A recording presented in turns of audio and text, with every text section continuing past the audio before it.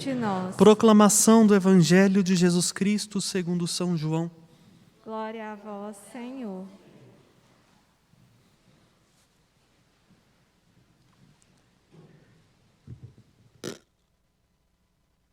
Estava próxima a Páscoa dos judeus e Jesus subiu a Jerusalém. No templo, encontrou vendedores de bois, ovelhas e pombas e os cambistas que estavam aí sentados. Fez então um chicote de cordas e expulsou todos do templo, junto com as ovelhas e os bois. Espalhou as moedas e derrubou as mesas dos cambistas. E disse aos que vendiam pombas: tirai isso daqui. Não façais da casa do meu pai uma casa de comércio. Seus discípulos lembraram-se mais tarde que a Escritura diz: o zelo por tua casa me consumirá. Então os judeus perguntaram a Jesus: que sinal mostras para agires assim? Ele respondeu: destruí este templo, e em 3 dias eu o levantarei. Os judeus disseram: 46 anos foram precisos para reconstruir este santuário, e tu o levantarás em 3 dias? Mas Jesus estava falando do templo do seu corpo. Quando Jesus ressuscitou, os discípulos lembraram-se do que ele tinha dito e acreditaram na palavra dele. Jesus estava em Jerusalém durante a festa da Páscoa. Vendo os sinais que realizavam, muitos creram no seu nome. Mas Jesus não lhes dava crédito, pois ele conhecia a todos e não precisava do testemunho de ninguém acerca do ser humano, porque ele conhecia o homem por dentro. Palavra da salvação. Glória a vós, Senhor.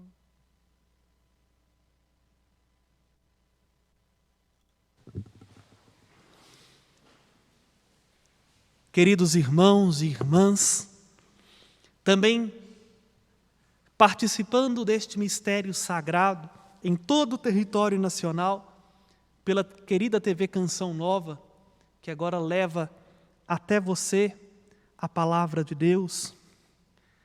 Neste 3º domingo da Quaresma, nós somos mais uma vez desmascarados. É uma ironia. O padre é uma luta com essa máscara e todo mundo sabe disso, porque o uso dos óculos complica um tanto quanto para a gente usar a máscara. E num tempo onde nós somos chamados para cuidar da vida, preservar a nossa saúde, viver bem a graça de estar vivo no tempo de hoje, é necessário as máscaras. Deus vai tirando lá do fundo as tantas máscaras que vamos colocando para que nós não nos convertamos e não façamos a experiência da salvação.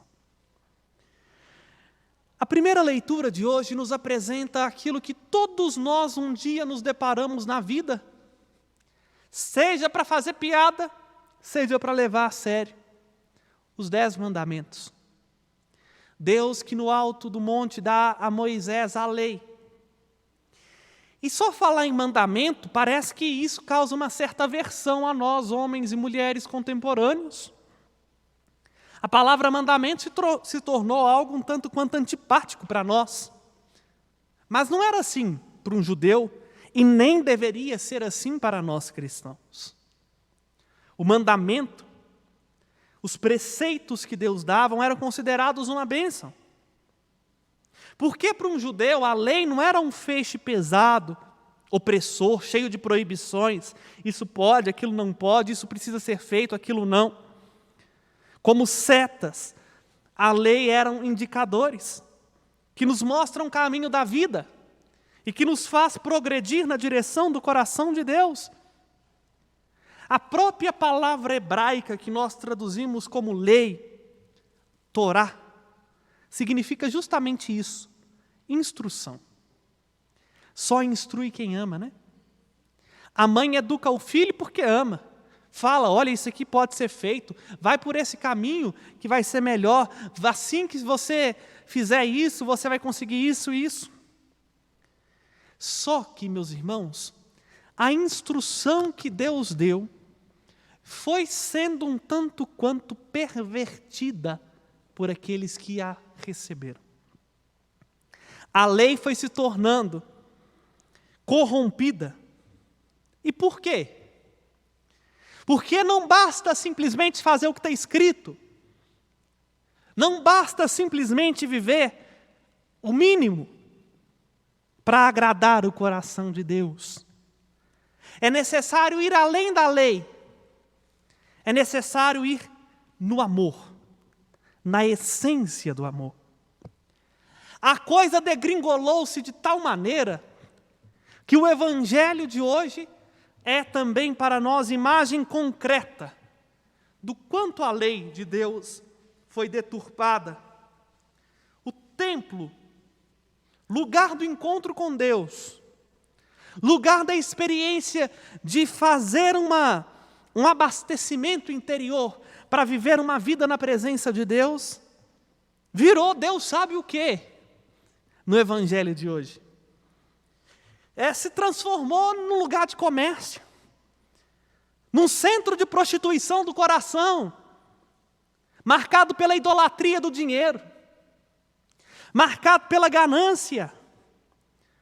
Lugar de encontro com Deus se tornou lugar da impiedade.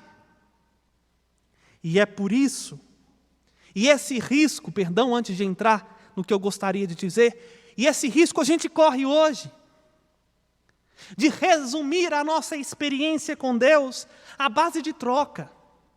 Dou o dízimo esperando aquilo.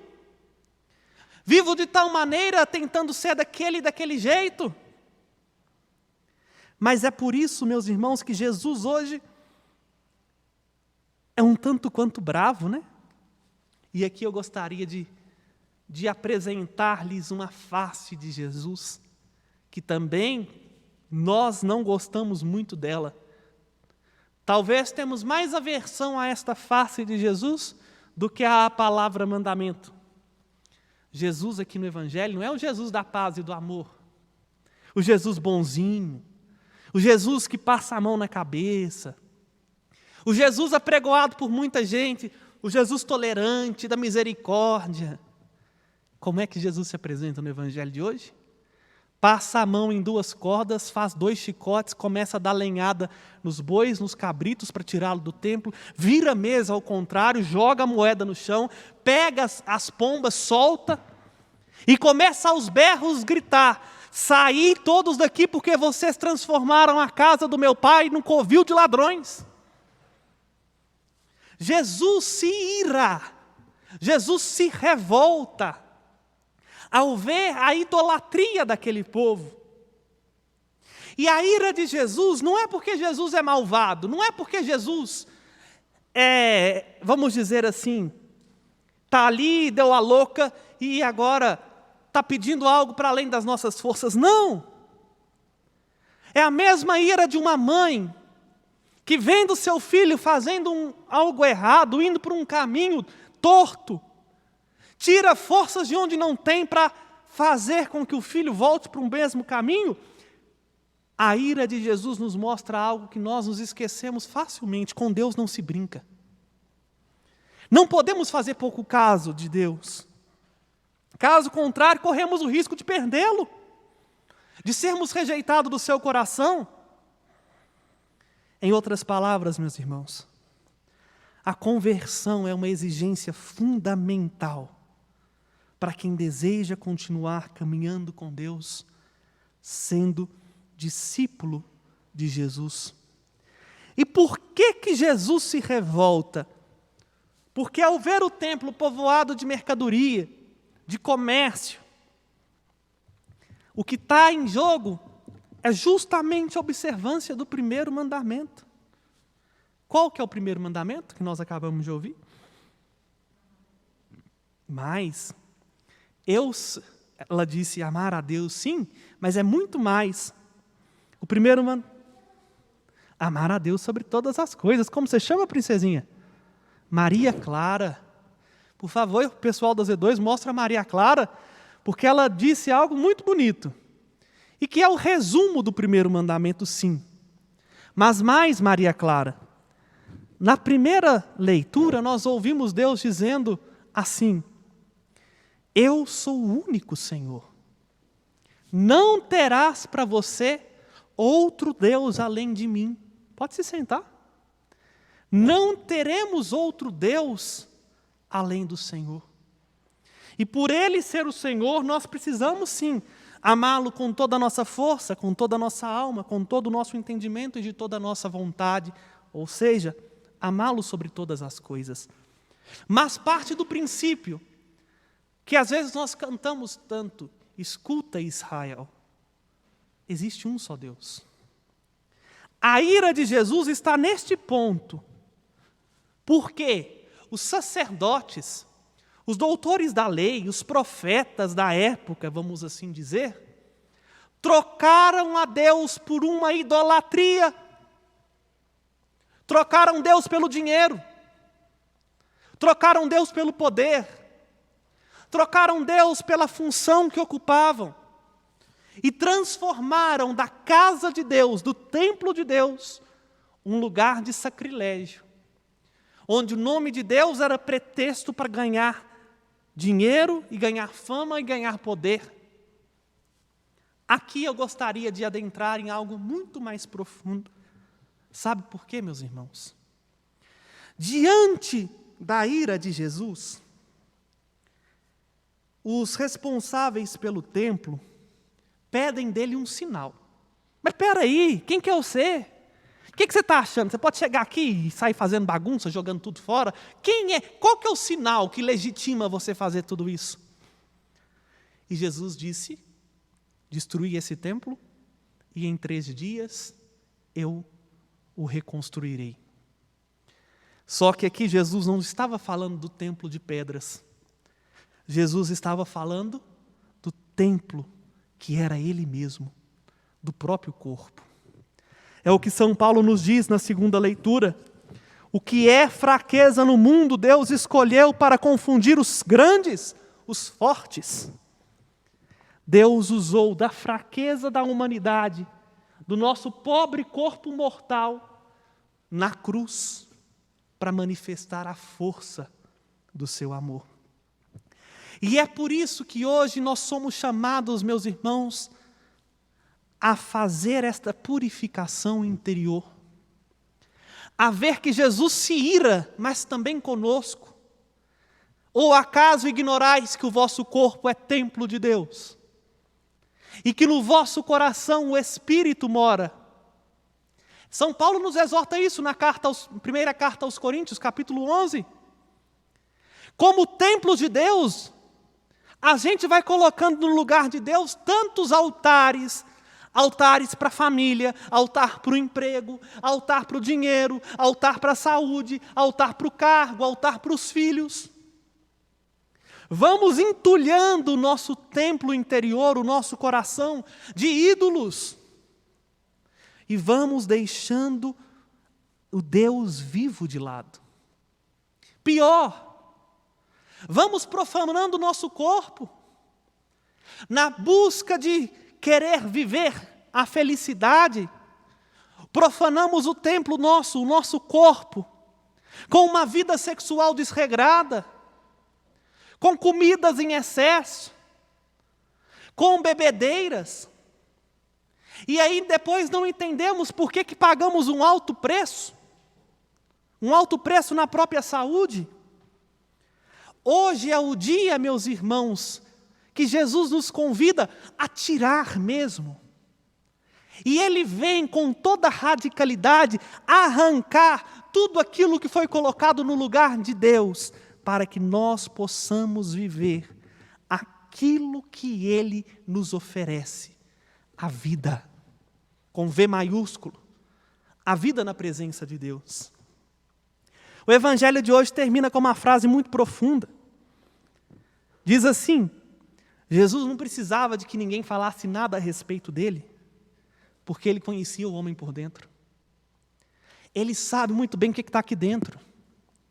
As nossas hipocrisias, as máscaras de santidade, o nosso discurso religioso para ocultar o nosso preconceito, o nosso apego ao que é externo, para não converter o nosso coração, para não dar de nós para os outros, para não sair da nossa mágoa, para não curar o ressentimento e não dar perdão a quem precisa. Jesus hoje fica um tanto quanto bravo, porque estamos vivendo mais uma quaresma, mas continuamos povoando o nosso coração com vendilhões, com gente que propõe uma fé medíocre, uma fé desconectada da vida, uma fé que não se traduz em obras de santidade, de justiça. Vem à missa, comunga, reza, mas continua adúltero, infiel, continua sendo corrupto, trata as pessoas com desprezo, trata as pessoas com desdém, e depois se diz cristão. Mentira!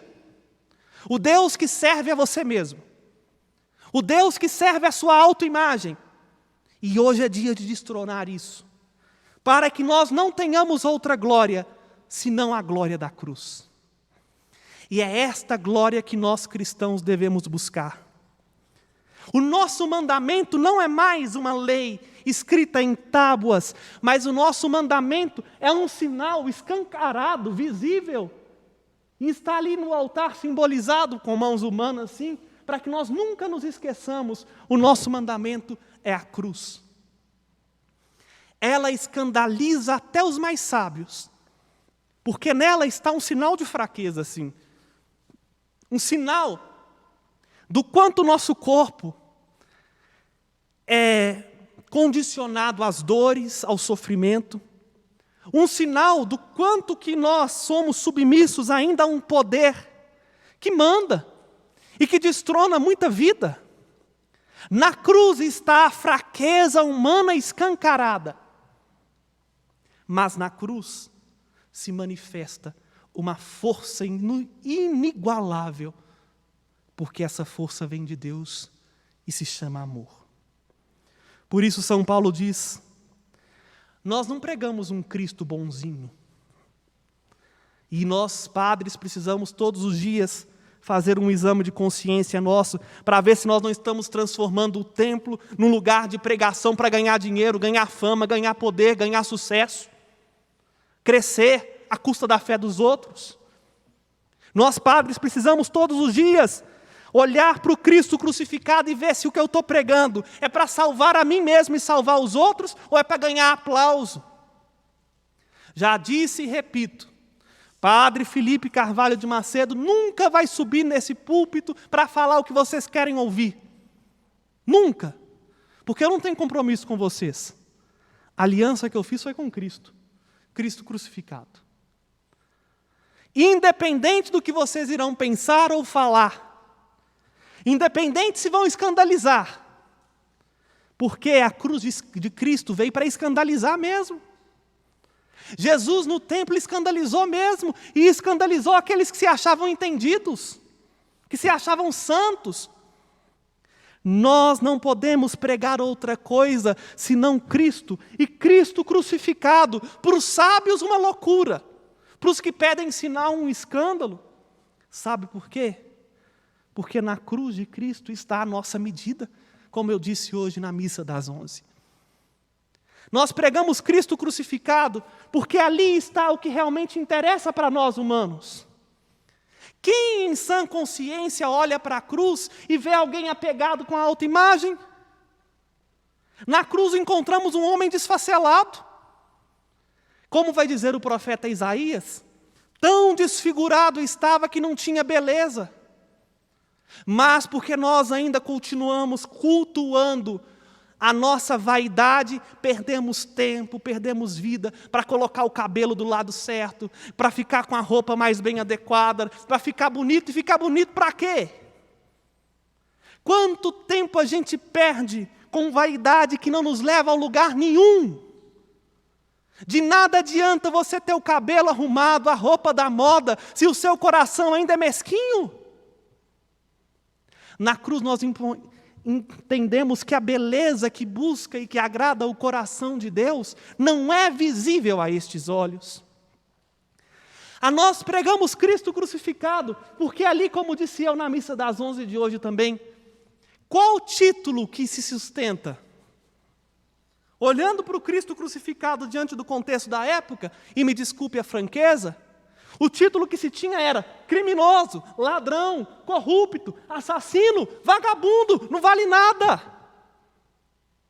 E quantas vezes a gente perde tempo, saúde, energia para sustentar um pedaço de papel, um diploma, um cargo, para falar que somos bons nisso, naquilo ou outro.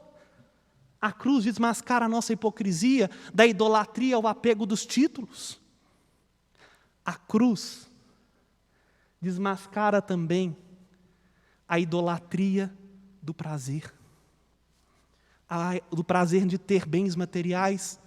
Porque o que Jesus tinha ali na cruz? 3 pregos e uma coroa de espinhos.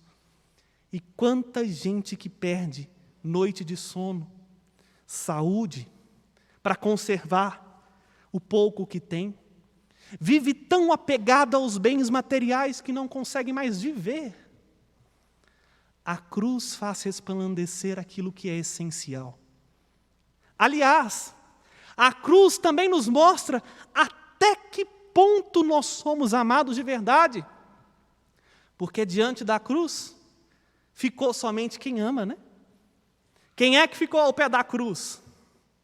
Onde estava a multidão que queria os milagres de Jesus? Cascou fora.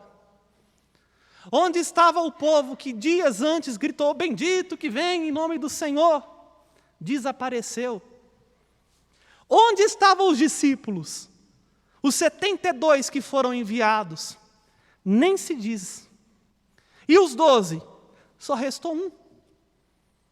Na cruz ficou somente quem foi capaz de entender o escândalo do amor. A Virgem Maria e o discípulo amado. Por isso nós pregamos Cristo e Cristo crucificado, porque Ele conhece os altares que precisam ser destruídos dentro de nós. Ele conhece a nossa verdade, mas também as máscaras tantos que vamos colocando no nosso coração para não nos converter e não sermos salvos. Ele conhece que nós temos jeito, se aprendermos hoje a viver o mandamento do Senhor. Um Senhor que tem palavra de vida eterna, como nós cantamos no Salmo. Mas que essa palavra vai ser de vida eterna se eu tiver a coragem de tirar todos os vendilhões que estão entupindo o meu coração e a minha alma, para voltar a colocar Deus no centro. E estando no centro, Deus ser capaz de configurar a minha vida à cruz de nosso Senhor Jesus Cristo, para resplandecer na fraqueza do meu corpo, na fraqueza dos meus pensamentos, na fraqueza dos meus sentimentos, a força fecunda do amor que dá vida e transforma o mundo. Hoje, meus irmãos e irmãs, associemo-nos ao sacrifício que nos salva, que não é o sacrifício de sangue dos animais, mas o sacrifício de sangue daquele que se fez tudo por amor a nós. Pois como Fábio cantou na antífona, Deus, o mundo tanto amou que nos deu o seu próprio Filho, não para nos condenar, não também para falar aquilo que nos convém, mas para revirar dentro de nós o que é necessário, a fim de que, convertidos nele, e por amor a Ele, vivamos a liberdade que brota do amor. Associemo-nos à cruz do Senhor e que deixemos que a glória da cruz refuja em nós, para passarmos por uma quaresma, não como todos os anos, mas para fazer dessa quaresma realmente um tempo de conversão, um dia de salvação, porque aprendemos a colocar a vontade de Deus no centro e a ser aquilo que fomos chamados, verdadeiramente discípulos da cruz, que continua escandalizando não só os judeus e os pagãos, mas também nós cristãos, que queremos dar jeitinho para sermos nós senhores de nós mesmos, nós deuses, de nós mesmos e não fazer a vontade de Deus. Na cruz só nos resta o amor. E se aprendermos a amar, estaremos mais perto de Deus, porque Deus é amor. Louvado seja nosso Senhor Jesus Cristo. Professemos a nossa fé. Creio em Deus Pai Todo-Poderoso,